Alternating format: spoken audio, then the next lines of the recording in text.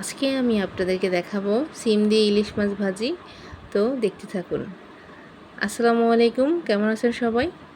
এখানে আমি ইলিশ মাছটাকে ভালো করে কেটে তারপরে ধুয়ে নিয়েছি, যেন একটু পানি না থাকে। এরপরে এগুলোকে আমি হলুদ দিয়ে মেখে নিচ্ছি। ব্যাস, এখন আমি এগুলোকে ভাজি করে নেব। আমি সবসময় চেষ্টা করি আপনাদের মূল্যবান সময়টুকু যেন কাজে লাগে, এজন্য ভিডিওগুলো খুবই শর্ট করার চেষ্টা করি, যেন স্বল্প সময়ে আপনারা দেখতে পারেন। তো ভালো লাগলে চ্যানেলটি সাবস্ক্রাইব দিয়ে রাখবেন। এরপরে আমি এগুলোকে ভেজে নিচ্ছি,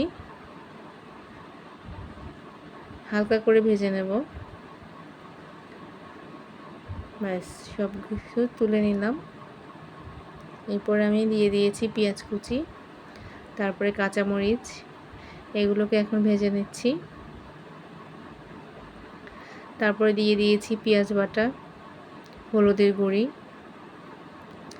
তারপরে মরিচের গুঁড়া, তারপরে দিয়ে দিয়েছি জিরা এবং পরিমাণ মতো লবণ। এখন একটু পানি দিয়ে দিয়েছি এগুলোকে কষানোর জন্য।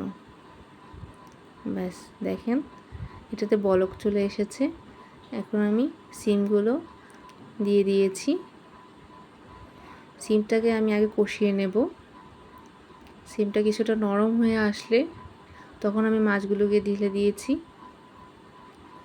এখন আমি সিমের সাথে মাছগুলো এখন কষাবো। একটু নেড়ে চেড়ে মাছগুলো উল্টিয়ে দিচ্ছিলাম। ব্যাস,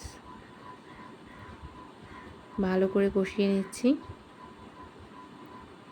এরপর আমি ধনেপাতা কুচি দিয়ে দিয়েছি এবং পরিমাণ মতো পানি দিয়ে দিয়েছি, যেহেতু আমি একটু মাখা মাখা রাখবো।